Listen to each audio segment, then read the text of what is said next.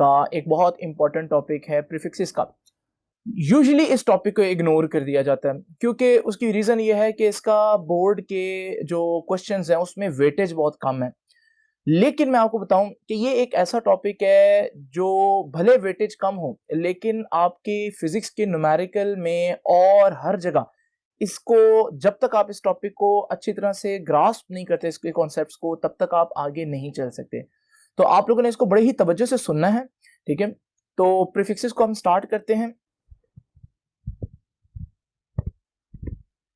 Students, हम लोगों ने लास्ट लेक्चर में यूनिट्स के बारे में बहुत डिटेल में पढ़ा था और मैंने आप लोगों को बताया था कि बहुत पुराने जमाने में ब्रिटेन के अंदर जो यूनिट्स यूज होते थे उनकी तादाद हजारों में थी और हर एक शख्स ने अपना ही यूनिट बनाया था जिसमें वो ट्रेडिंग करता था, तिजारत करता था, दूसरों को चीज बेचता था और उनसे चीज लेता था। और अगर हम देखें उन यूनिट्स को, मैंने आपको नाम बताया था, इंपीरियल यूनिट्स का नाम दिया था हमने। बहुत से इंपीरियल यूनिट्स में से मैंने कई एग्जांपल्स आपको दी थी जिनमें हमारे पास लेंथ के कुछ इंपीरियल यूनिट्स थे जैसे इंच, फीट और यार्ड।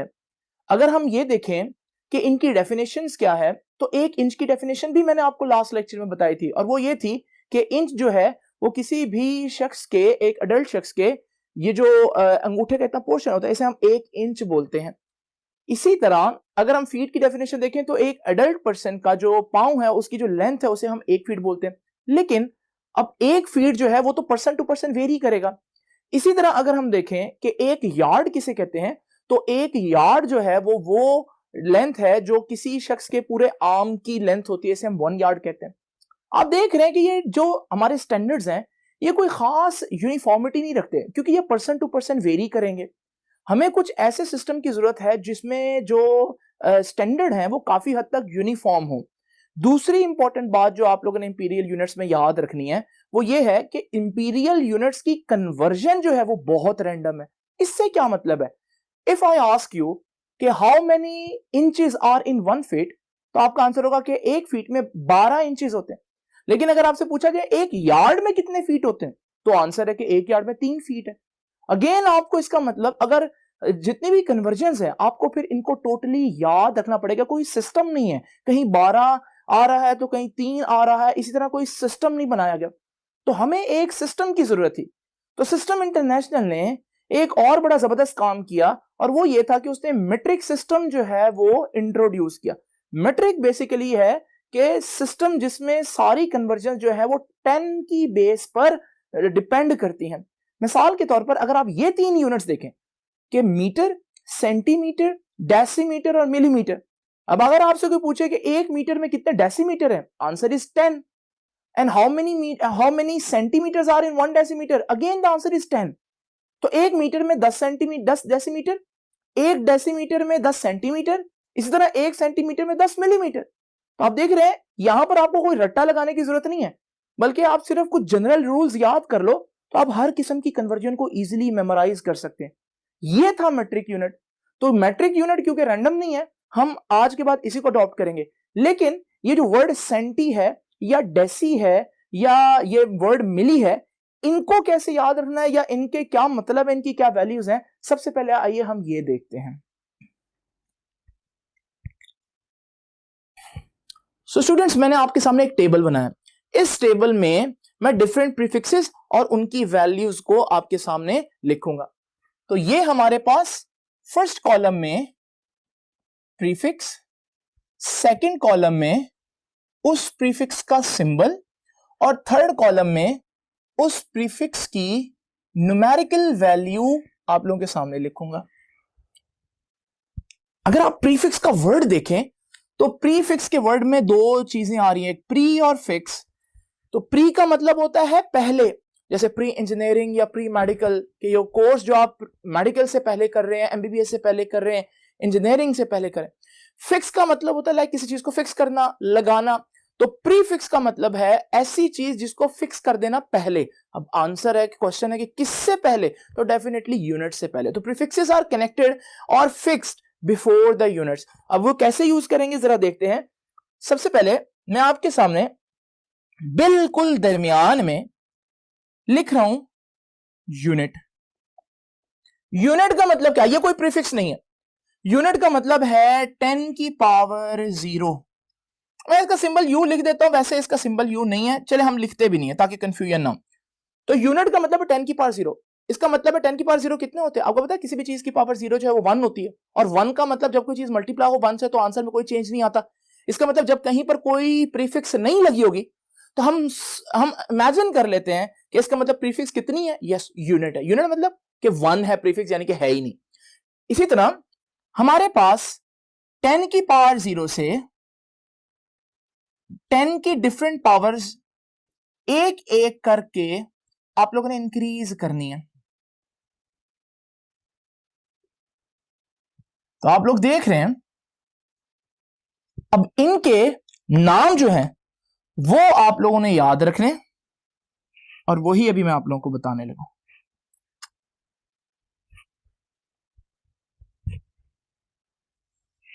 सो ये देखिए,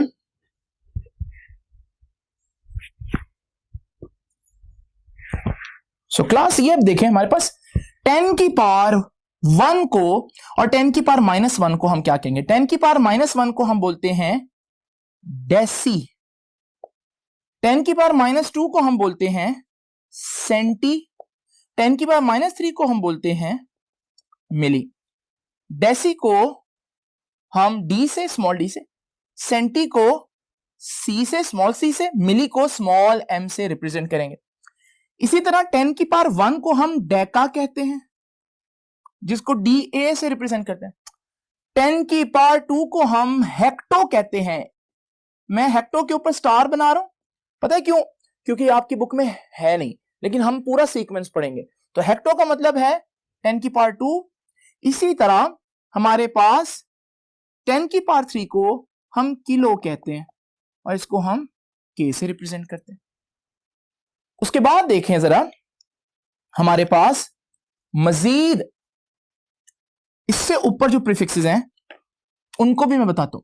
तो 10 की पावर 3 के बाद आएगा 10 की पावर 6, 10 की पावर 9, 10 की power 12, then we have 10 raise to the power 15, and last 10 raise to the power 18।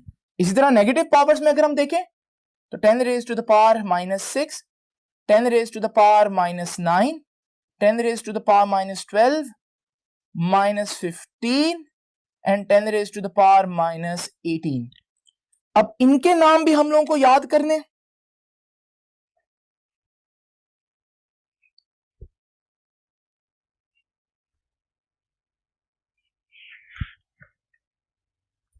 सो अब देखते हैं इनके नाम और इनके symbols. Class 10 raise to the power 6 को हम कहते हैं मेगा।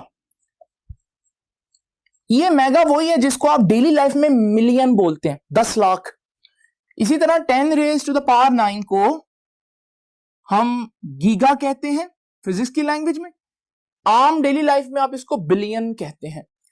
और इसी तरह फिर हमारे पास टेरा है, then we have exa, then we have peta, and then we have exa. इसी तरह जो हमारे पास पावर्स नेगेटिव में चल रही हैं, 10 रेज पर -6 को हम कहते हैं माइक्रो, 10 रेज पर -9 को हम कहते हैं नैनो, 10 रेज पर -12 को हम कहते हैं पीको, उसके बाद फेम्टो, और then we have auto.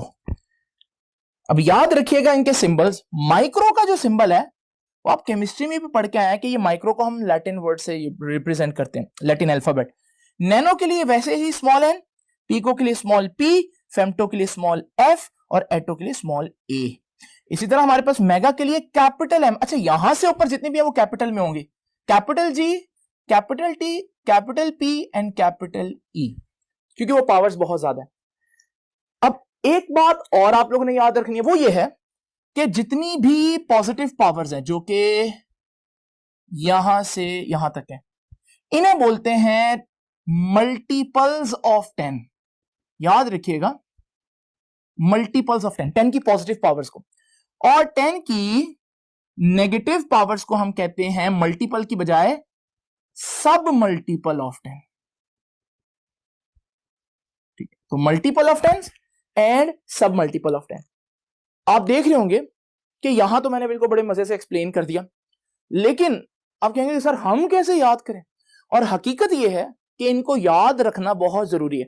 Like अगर मैं आपसे पूछूं कि फेम्टो की वैल्यू कितनी है, तो आपको एग्जैक्ट उसी टाइम पता होना चाहिए कि फेम्टो की वैल्यू कितनी है।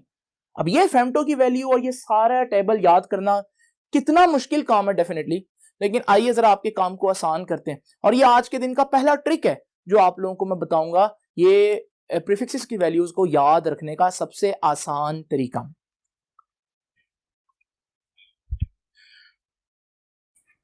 नाउ स्टूडेंट्स, जरा इमेजिन करें फिर से वही टेबल जो मैंने अभी व्हाइट बोर्ड पर बनाया।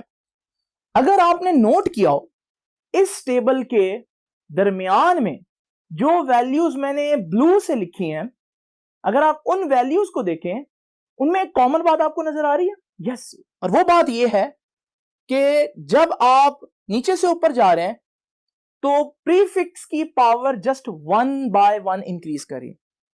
तो देखें, मिली 10 की पावर -3 है, तो सेंटी -2 है, 1 ऐड हुआ, और फिर डेसी -1 है, फिर 1 ऐड हुआ, फिर यूनिट आ जाता है 0, वो भी 1 ऐड होने से आता है।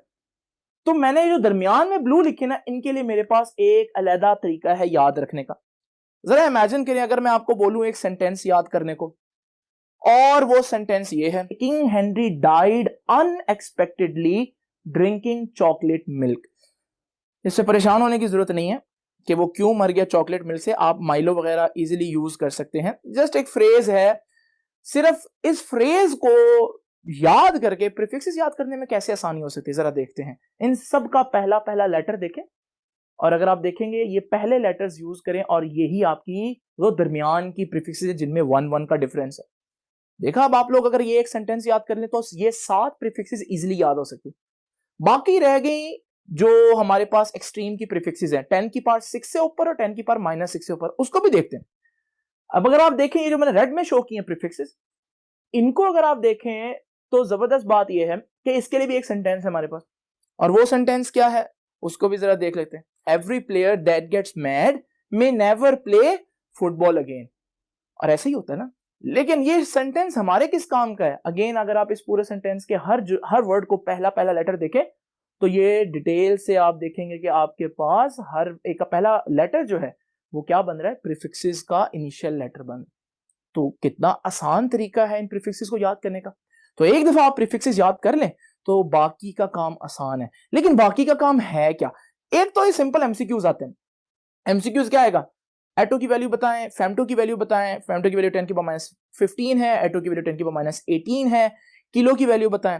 लेकिन इंपॉर्टेंट चीज क्या है? इंपॉर्टेंट चीज है इनको एक दूसरे में किस तरह से हम कन्वर्ट कर सकते हैं। तो अभी हम बहुत इंपॉर्टेंट आर्टिकल पढ़ने जा रहे हैं, और वो क्या है? वो है इनकी आपस में कन्वर्जन। और यही हमें प्रॉब्लम था कहां पर? इंपीरियल यूनिट्स में, कि फुट को इंच में और इंच को यार्ड में जब हम कन्वर्ट करने लगते हैं तो हमें हर जगह पर याद रखना पड़ता है। यहां हम ऐसा नहीं करेंगे, यहां हम एक छोटा सा ट्रिक याद रखेंगे और हम हर किस्म की कन्वर्जन बताएं। मैं फिर बोल रहा हूं कि आप लोग इसको अच्छे तरीके से नोट कीजिए, क्योंकि ये आर्टिकल एज इन तो नहीं अब पूछा जाता बहुत ज्यादा, लेकिन आपके बाकी आर्टिकल्स और जितनी भी कन्वर्जन न्यूमेरिकल में आप लोगों ने इस बुक के एंड तक करनी है, वो सारी जिसका ये टॉपिक स्ट्रांग होगा वही कर पाएगा। तो आइए देखते हैं ये कन्वर्जन हम लोगों ने कैसे सीखनी। सो क्लास, अभी मैंने आपको एक्सप्लेन किया कि आप लोगों ने किस तरह से प्रीफिक्सेस की इन वैल्यूज को याद करना है। तो अब आप लोगों ने इस प्रीफिक्सेस की वैल्यूज को याद रखना है। मैंने यहां पर ये टेबल अभी इरेज नहीं करूंगा, ये आप लोगों के सामने रहेगा, ताकि एक दफा यहां पर हम, अगर अभी जुबानी आपको नहीं याद हुई, आप लेक्चर के बाद याद करेंगे, तब तक हम इसको जो है वो यूज कर सके टेबल को। तो जरा देखिए, मैं अपनी कन्वर्जन को 3 पार्ट्स में डिवाइड कर देता हूं। सो कन्वर्जन नंबर 1 पढ़ते हैं। कन्वर्जन नंबर 1 आपको क्या आनी चाहिए? सिंपल बात करता हूं, यूनिट से प्रीफिक्स में जाना हो तो कैसे जाते हैं? यूनिट से प्रीफिक्स में जाना हो तो कैसे जाएंगे? अब जरा देखते हैं, पहले तो समझिए इसका मतलब क्या है। जरा देखते हैं, एक एग्जांपल लेकर चलता हूं। ये देखिए जी, मैं आपसे पूछता हूं, how many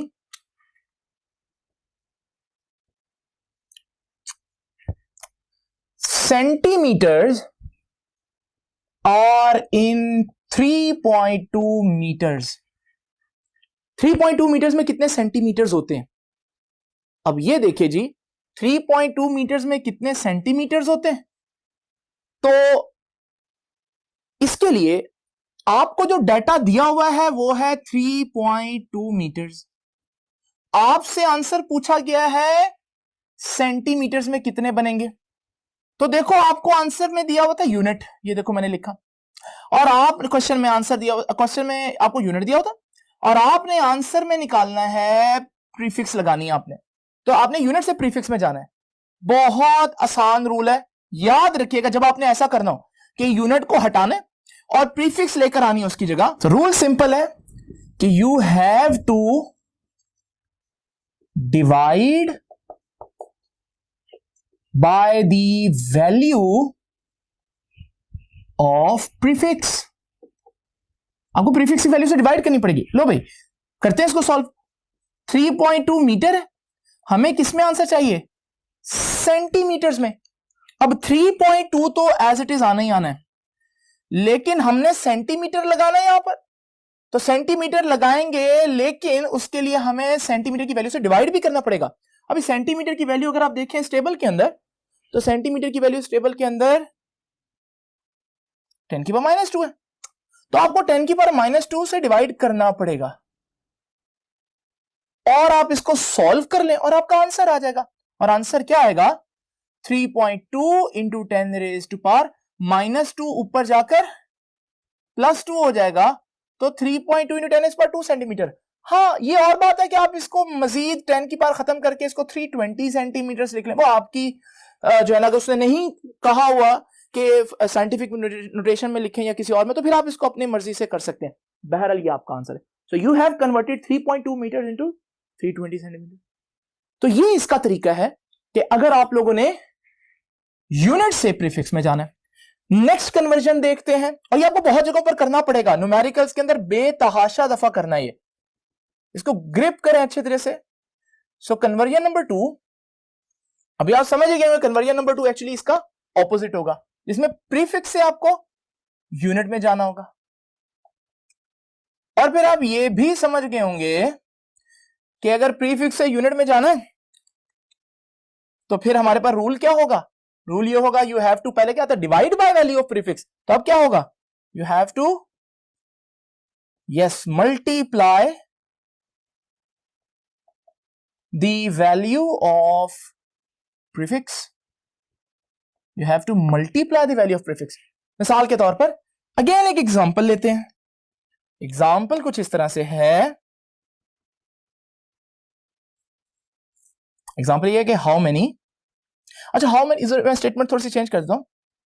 convert 50 millimetres into metres. यूं भी आ सकती है। स्टेटमेंट का क्या है, वो तो किसी तरह भी वर्ड जो है वो वर्ड्स को थोड़ा थोड़ा चेंज कर सकता है। अब जरा देखिए आपको डाटा किस में दिया हुआ है? 50 मिलीमीटर। आपने किस में लेकर आना है आंसर? मीटर्स में। अब आप मुझे बताएं कि आपने प्रीफिक्स लगानी है या प्रीफिक्स हटानी है। आसान अल्फाज में अगर हम बात करें तो देख रहे हैं कि आपको प्रीफिक्स दी हुई है, लेकिन आपको पूछी नहीं प्रीफिक्स, खाली यूनिट है, तो प्रीफिक्स को आपको हटा देना है। अब 50 तो आना ही आना है, लेकिन प्रीफिक्स को हटाना है, उसकी कॉस्ट आपको क्या करनी पड़ेगी कि प्रीफिक्स की वैल्यू से आपको मल्टीप्लाई करना पड़ेगा। अगेन आपको मिली की वैल्यू आनी चाहिए, आप टेबल से देख सकते हैं, मैं आपको बता देता हूं 10 की पावर -3 है। अब यही आपका आंसर है।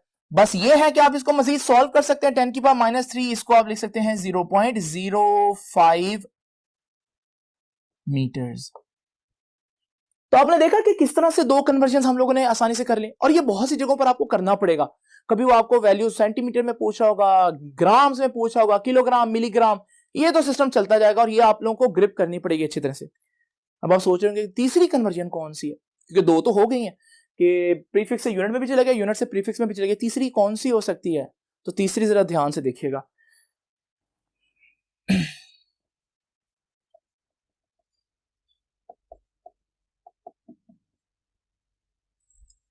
अच्छा, अब यहां भी मेरी बात सुनेंगे, अगर मैं कहूं ये तीसरी टाइप की कन्वर्जन है, आप फिर कंफ्यूजन होंगे, यार एक तीसरी चीज याद करनी पड़ेगी। हकीकत ये है कि तीसरी टाइप की कन्वर्जन नहीं है, ये पहली दो कन्वर्जन्स का जो है ये मिक्सचर है, कॉम्बिनेशन है, और मैंने इसको तीसरी कन्वर्जन का नाम दे दिया। अब मैं एक एग्जांपल देता हूं आप लोगों के सामने, जरा तवज्जो कीजिए। ये देखिए, मैं कहता हूं how many kilometres are in 5.7 millimetres. Question check करें। अब जरा देखा आप लोगों ने, आपका जो डाटा दिया हुआ है उसमें भी प्रीफिक्स है, और आपसे जो क्वेश्चन पूछा हुआ है, आंसर पूछा हुआ है, उसके अंदर भी प्रीफिक्स है। क्या यहां कन्वर्जन नंबर 1 लग सकती है? नहीं, वहां तो हमें प्रीफिक्स को क्या करना पड़ता है, वहां पर हमें प्रीफिक्स को लगाना पड़ता है। क्या कन्वर्जन नंबर 2 लग सकती है? नहीं, वहां तो प्रीफिक्स को हटाना है। यहां पर हमने क्या करना है, यहां पर हमने एक प्रीफिक्स से दूसरी प्रीफिक्स में जाना है। तो ये ना प्रीफिक्स लगाना है ना प्रीफिक्स हटाना है, बल्कि प्रीफिक्स को चेंज करना है। तो जरा देखिएगा, अब मैं बताता हूं कि इसको करने का आसान तरीका क्या है। ये देखिए,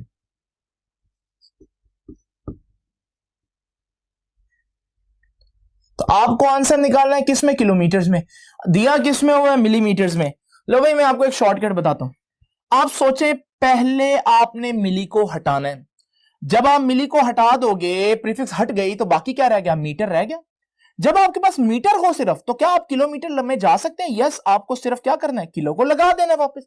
यानी कि एक्चुअली फर्स्ट स्टेप में हमें मिली को हटाना है, और जब मिली को हम हटाएंगे, आपको पता है ना, जब भी प्रीफिक्स हटाते हैं तो उसकी वैल्यू से मल्टीप्लाई करते हैं। क्या वैल्यू है उसकी, प्रीफिक्स की? मिली की वैल्यू थी 10⁻³ इसको आप याद कर लें। अब आज तो मैं बता रहा हूं।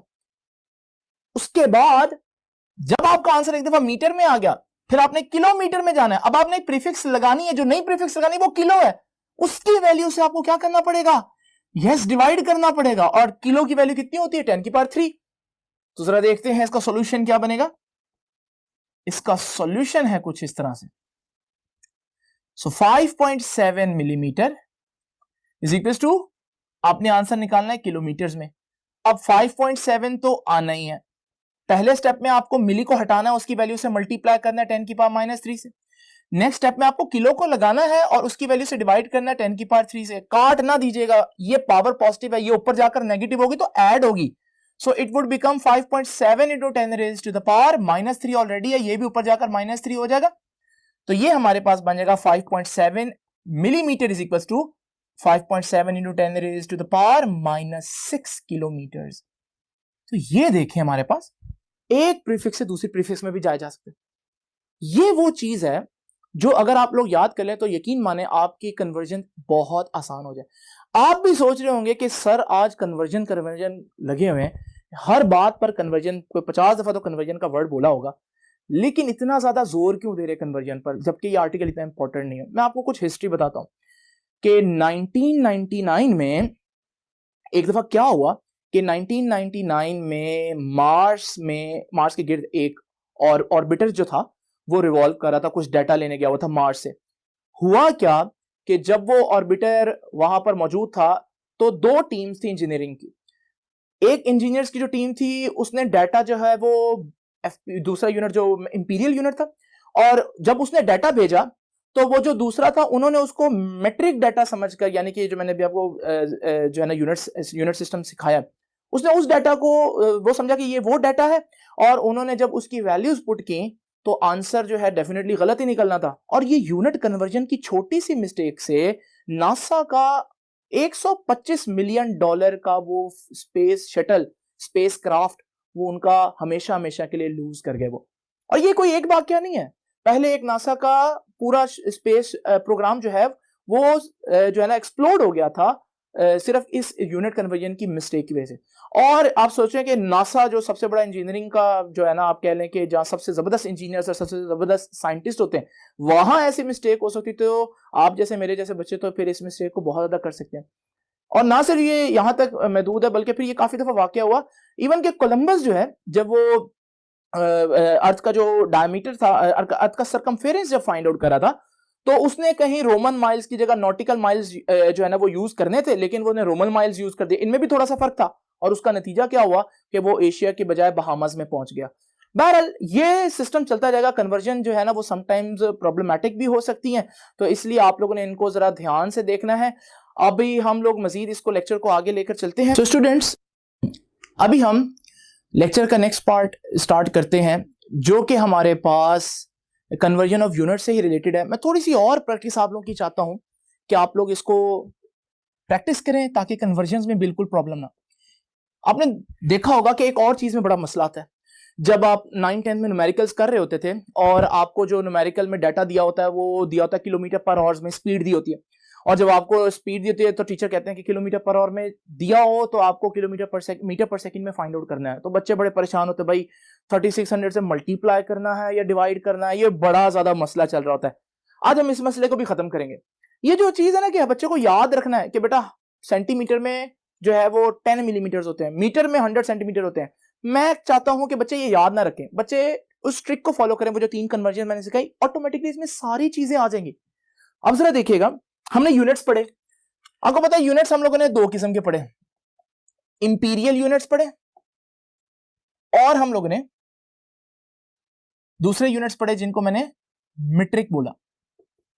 इंपीरियल में कन्वर्जन का कोई सिस्टम नहीं था। इंपीरियल में बहुत से यूनिट्स थे, लेकिन जो 3 इंपॉर्टेंट यूनिट्स हैं वो याद रखिएगा, वो है फीट लेंथ के लिए, पाउंड मैस के लिए, और टाइम के लिए सेकंड। इसे बोलते हैं FPS। तो ये FPS यूनिट्स है। मेट्रिक में 10 की पावर है। मेट्रिक में हमारे पास 2 मशहूर यूनिट्स हैं, CGS और MKS। CGS stands for centimetres,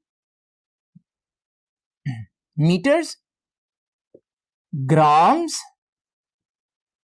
and seconds. यानी कि सेंटीमीटर लेंथ के लिए यूज होगा, ग्राम्स यूज होगा जो मैस के लिए, और टाइम के लिए सेकंड यूज होगा, CGS। इसी तरह एक यूनिट है MKS।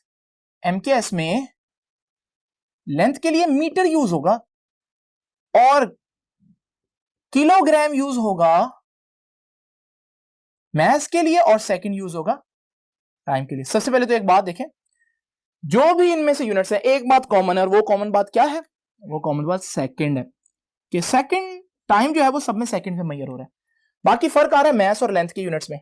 ये MKSC है, जहां से मजीद फिर वो मैंने आपको बताया था ना कि 4 यूनिट्स ऐड किए, और जब इसकी एक्सटेंशन हुई तो फिर हमारे पास वो 4 यूनिट ऐड करके 7 यूनिट हो गए, और वो SI है। ये भी एक बड़ा अच्छा MCQ है कि SI यूनिट जो है वो MKS की एक्सटेंशन है, क्योंकि MKS भी है उसमें 3 वो वाले, और 4 एक्स्ट्रा ऐड किए थे जो मैंने आपको बताया था, मोल और कैंडेला वगैरह। इन दोनों को आपस में कन्वर्ट करना बहुत जरूरी है। मैं आपको सिंपल 2 कन्वर्जन बता रहा हूं ताकि आपको इसका थोड़ा आइडिया हो। जरा तवज्जो कीजिएगा। तो ये देखिए हमारे पास कन्वर्जन नंबर 1,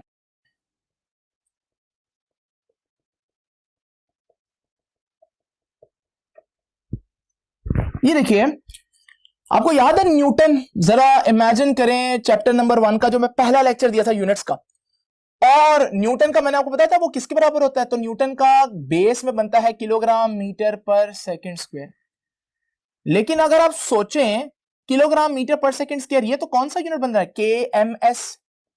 अगर हमने CGS में निकालना हो तो फिर किलोग्राम की जगह ग्राम होना चाहिए, मीटर की जगह सेंटीमीटर होना चाहिए, और सेकंड तो सेकंड ही रहता है हर एक में। तो आज का क्वेश्चन यही है कि मुझे इसको KMS से CGS में लेकर जाना है, ठीक है?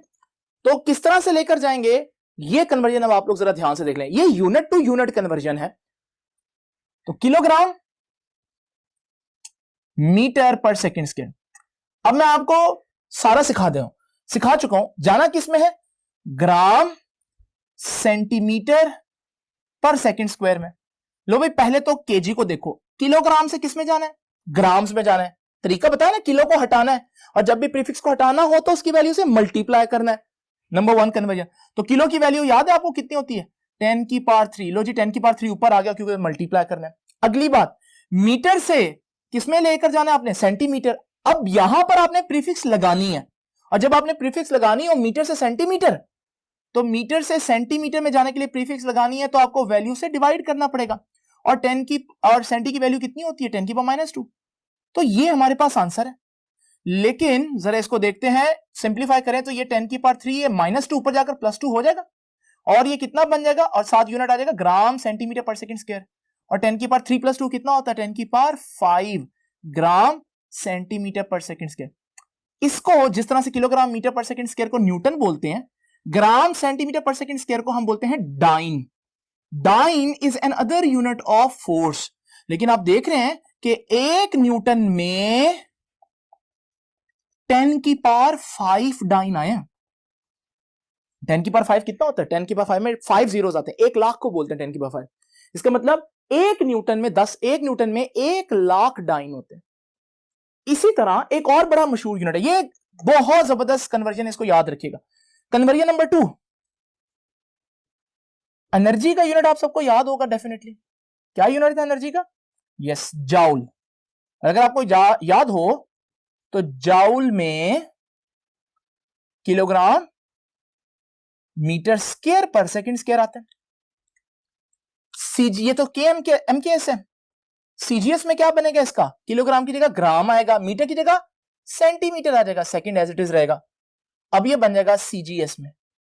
लेकिन अगर आपने किलोग्राम मीटर स्क्वायर पर सेकंड स्क्वायर से जाना है किसमें, सीजीएस में, यानी कि ग्राम सेंटीमीटर पर सेकंड स्क्वायर, तो जरा देखिएगा, किलोग्राम से ग्राम में जाना, अगेन आपने प्रीफिक्स हटानी है, 1000 से मल्टीप्लाई यानी कि 10 की पावर 3 से मल्टीप्लाई करना पड़ेगा।